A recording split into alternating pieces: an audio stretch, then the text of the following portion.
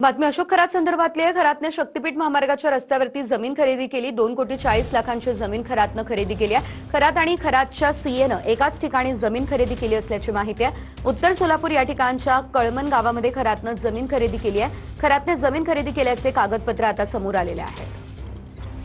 अधिकची अपडेट या संदर्भात आमचे प्रतिनिधी प्रदीप कापसे यांच्याकडून घेऊयात। प्रदीप, आपण पाहतोय खरातनं थेट जमीन खरेदी केलेली होती, जमिनीचा व्यवहार झालेला होता आणि तो देखील या शक्तीपीठ महामार्गाच्या रस्त्यावर। काय अपडेट? आपण पाहतो की बोंधू खरात जो आहे तो राज्यभर कशी संपत्ती जमवत होता त्याचे कारनामे जे आहेत ते हळूहळू बाहेर येत आहेत। त्यांना आता थेट शक्तीपीठ महामार्गाच्या रस्त्यावरती जमिनीची खरेदी जी आहे ती केलेली होती अशी माहिती सध्या समोर आलेली आहे। उत्तर सोलापूर तालुक्यामधलं कळमन जे गाव आहे त्या कळमन गावातून याआधी शक्तीपीठ महामार्ग जो आहे तो जाणार होता आणि त्या महामार्गावरती त्यांनी ही जमीन खरेदी केलेली होती। कळमन गावामध्ये अशोक खरातनं जवळपास 11 एकर आणि त्याचा सीए असणारा ललित पोपळे त्यानं त्याच्या पत्नीच्या नावावरती 19 एकर असं दोघांनी मिळून जवळपास 7 कोटींची जमीन जी आहे ती खरेदी केलेली आहे।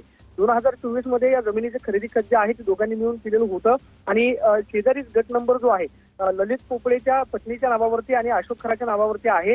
अशोक खरातने जी जमीन खरेदी केलेली होती त्याची बाजारभावानुसार किंमत जी आहे ती जवळपास 2 कोटींच्या घरात आहे। तर जे ललित पोपळेच्या पत्नीनं जी जमिनीची खरेदी केलेली आहे त्या जमिनीची किंमत जवळपास 4 कोटीच्या घरामध्ये आहे। जवळपास 7 कोटींच्या आसपास दोघांनी मिळून ही जमीन जी आहे ती खरेदी केलेली आहे। मात्र प्रस्तावित आराखड्यानुसार कळमन गावामधून जाणारा शक्तीपीठ महामार्गाचा रस्ता जो आहे तो खरं तर बदलण्यात आला। मात्र शक्तीपीठ महामार्ग जो आहे तो याआधी कळमन गावामधून जाणार होता आणि त्याचीच चाहूल लागता त्यांना आपली माया जी आहे त्या ठिकाणी जमवण्याचा प्रयत्न केला आणि ललित पोपळे आणि अशोक खरात एकाच गावामध्ये आपण पाहतोय की जवळपास 30 एकरच्या जवळपास ही जमीन जी आहे ती खरेदी केलेली आहे। मात्र आता त्याच्या संपत्तीचे कारनामे जे आहे ते बाहेर येत असतानाच शक्तीपीठ महामार्गावरती सुद्धा त्यांना जमिनी सोडल्या नाहीत अशा पद्धतीची माहिती। अगदीच धन्यवाद प्रदीप, दिलेल्या सर्व सविस्तर अपडेटसाठी।